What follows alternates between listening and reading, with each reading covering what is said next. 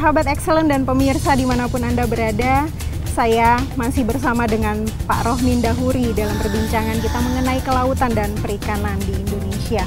Pak Rohmin, bagaimana sih Pak pandangan Bapak mengenai pemberdayaan masyarakat pesisir?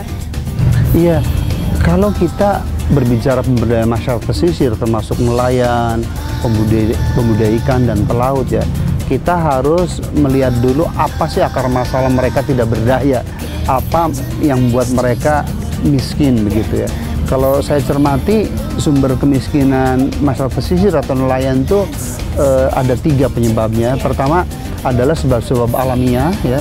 Jadi kalau ikannya nggak ada, karena laut kan tidak setiap hari dalam 1 tahun banyak ikan dulu ya. Ketika cuaca buruk gitu Lisa ya. Jadi itu kalau saya buat statistik, rata-rata nelayan kita itu, atau bukan di seluruh dunia ya, itu melaut maksimum 8 atau 9 bulan loh. 8 sampai 3-4 bulannya itu karena tadi cuaca lagi jelek ya, badai, ombak besar dan seterusnya, atau ikannya lagi nggak ada gitu ya. Nah jadi itu contoh-contoh kemiskinan karena alamiah, atau mungkin lautnya sendiri yang kurang produktif. Ada loh, tidak semua laut itu merupakan fishing ground yang produktif kan, atau tempat pencarian ikan yang produktif. Sebab yang kedua adalah yang sifat-sifatnya karena kultural. Misalnya nelayan itu umumnya susah untuk menabung, boros ya, kemudian juga budaya instan ya. Jadi kalau ada hasil banyak langsung dibelanjakan untuk foya-foya deh itu ya. Itu contoh-contoh kemiskinan karena budaya. Yang ketiga adalah kemiskinan yang disebabkan karena kemiskinan struktural. Di situ lebih banyak penyebabnya oleh pemerintah ya dan masyarakat. Maksud pemerintah itu misalnya yang harusnya ikan melimpah dalam negeri malah mengimpor ikan gitu, itu contohnya gitu ya. Kemudian nelayan asing dibiarkan bergentayangan ya untuk mencuri ikan dari laut kita. Itu kan nelayan kita jelas nggak berdaya gitu. Yang ketiga contohnya perbankan ya, susahnya setengah mati misalnya untuk meminjamkan kepada nelayan gitu ya. Kemudian yang berikutnya di tempat pendaratan ikan nggak ada pabrik es, nggak ada cold storage, nggak ada pabrik pengolahan ikan untuk yang bisa bernilai tambah, sehingga ketika produksi nelayan lagi melimpah tidak ada pembelinya gitu ya. Itu sekedar contoh ya, yang namanya sebab-sebab kemiskinan struktural. Nah atas dasar masalah itu, nah lalu kalau saya harusnya kita address atau kita tangani semuanya gitu ya. Kalau memang yang sifatnya struktural ya, supaya nelayan itu tetap maju makmur gitu ya, harusnya kita harus jamin ya bahwa sarana produksi seperti alat tangkap, kemudian BBM, dan saya sih inginnya karena BBM kan makin lama makin habis ya, harusnya kita punya inovasi lah bahwa kapal ikan pun bisa digerakkan dengan solar energy, dengan angin, pendek kata yang energi baru dan terbarukan lah gitu ya. Kemudian beras ya, semua harusnya disediakan di pelabuhan-pelabuhan perikanan ya, sehingga nelayan tidak susah untuk mencari untuk produksi. Nah pada sisi pemasaran harusnya seperti di Cina ya, di tempat saya sekolah dulu di Kanada dijamin oleh pemerintah tuh. Jadi harga tidak begini-gini gitu ya. Harga di pasar tetap memenuhi istilahnya memenuhi nilai keekonomian, jadi nelayan tetap untung gitu ya. Nah lalu saya ingin ya 4 bulan menganggur tadi ya, kita cari alternatif mata pencarian seperti budidaya rumput laut, kalau di Pantura budidaya kepiting soka gitu ya, dan seterusnya itu. Singkat cerita, tidak boleh nelayan tuh ada masa nganggur ya, karena kalau nganggur kan berarti dia ngeruk tabungan gitu ya.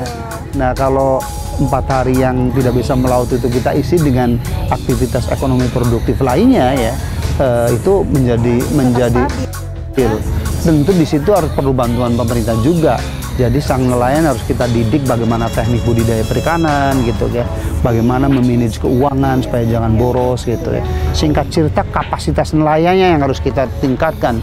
Jangan seperti sekarang membantu rakyat nelayan tuh dengan memberikan ikan atau menciptakan masyarakat malah tangan di bawah ya, kayak dengan BLT, BLSM, Raskin gitu ya.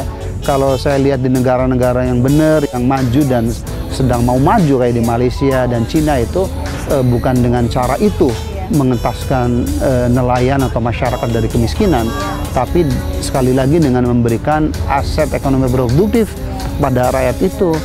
berupa teknologi, permodalan gitu ya, infrastruktur, persis infrastruktur, lalu diberikan penyuluhan supaya orang tuh benar-benar punya jiwa wirausaha ya, yang tangguh gitu. Iya. Selama ini kan kita melihat banyak sekali ya, maksudnya industri-industri lain yang berkembang, tapi industri ini kan potensial sekali, tapi harus dikembangkan dengan bisa memberikan solusi-solusi praktis seperti itu sekali ya. Sekali Lisa, boleh jadi kalau kita mau jujur ya, salah satu yang negara ini sebenarnya kaya raya dengan sumber daya alam tetapi statusnya masih kalah dari Malaysia itu karena mungkin transformasi struktur ekonomi yang kurang tepat waktu itu. Harusnya industri sekunder ya, dan industri sektor sekunder dan tersier yang dibangun tuh yang bisa menyerap kelebihan tenaga kerja dari sektor primer, dari perikanan, pertanian, peternakan dan seterusnya.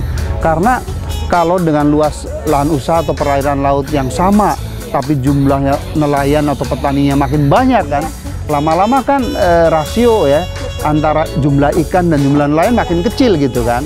Nah karena itu kalau di negara yang benar, maaf ya, harusnya sektor sekunder, manufacturing dan sektor tersier, industri jasa itu bisa bentuk-bentuk sektor yang bisa menyerap tenaga kerja dari nelayan. Misalnya kalau nelayan punya anak 4 gitu, harusnya satu aja yang jadi nelayan lagi, yang 3-nya tuh kerja di industri perikanan, di industri jaring gitu ya, di cold storage dan seterusnya gitu ya, atau ada yang jadi menteri seperti saya gitu kan, dan seterusnya gitu. Ya.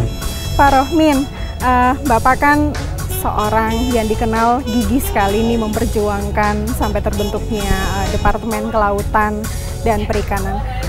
Bapak sendiri juga sampai mengawaki departemen ini ya, menjadi menteri. Apa sih Pak yang mendorong Bapak begitu kuat sampai ini bisa happen gitu, bisa terjadi? Ya, saya hanya ingin berkontribusi ya, menyumbangkan apa yang saya miliki, yang saya punya ya, untuk kemajuan dan kesejahteraan bangsa kita tercinta ini gitu ya. Karena saya kebetulan ditakdirkan ya punya keahlian ya dan pengalaman teknis di bidang kelautan perikanan, dan tadi melihat fakta empiris bahwa sesungguhnya potensi pembangunan dan potensi ekonomi di sektor-sektor kelautan itu amatlah besar ya, tetapi tingkat pemanfaatannya baru sedikit. Kalaupun ada pemanfaatan tapi dengan cara-cara yang merusak lingkungan dan kurang profesional dan kurang muatan teknologinya, saya punya keyakinan yang sangat kuat ya bahwa sektor ini harus dimanage ya oleh selevel kementerian. Tidak cukup seperti zaman Orde Baru ya, dimanage oleh level Direktorat Jenderal di bawah Kementerian Pertanian waktu itu ya. Dan alhamdulillah setelah ada 13 tahun kementerian ini berdiri ya kan, dari segi kuantitas produksi, volume ekspor ya, itu bertambah. Dulu sebelum ada kementerian kan kita produsen perikanan terbesar ke-6 di dunia ya. Sekarang zaman saya tahun 2004 ya, itu sudah ke-4, sekarang udah terbesar ke-3 itu. Kan itu udah sesuatu kan menurut saya. Nah, kehidupan nelayan, pembudidaya ikan pun insya Allah terlihat makin lama makin membaik seperti kita lihat bersama di sini gitu ya. Oke Pak Rohmin, kita akan lanjutkan ke segmen berikutnya. Sahabat Excellent dan pemirsa dimanapun Anda berada, saya akan melanjutkan perbincangan saya yang paling menarik dengan Pak Rohmin Dahuri, masih tetap di TV Excellent.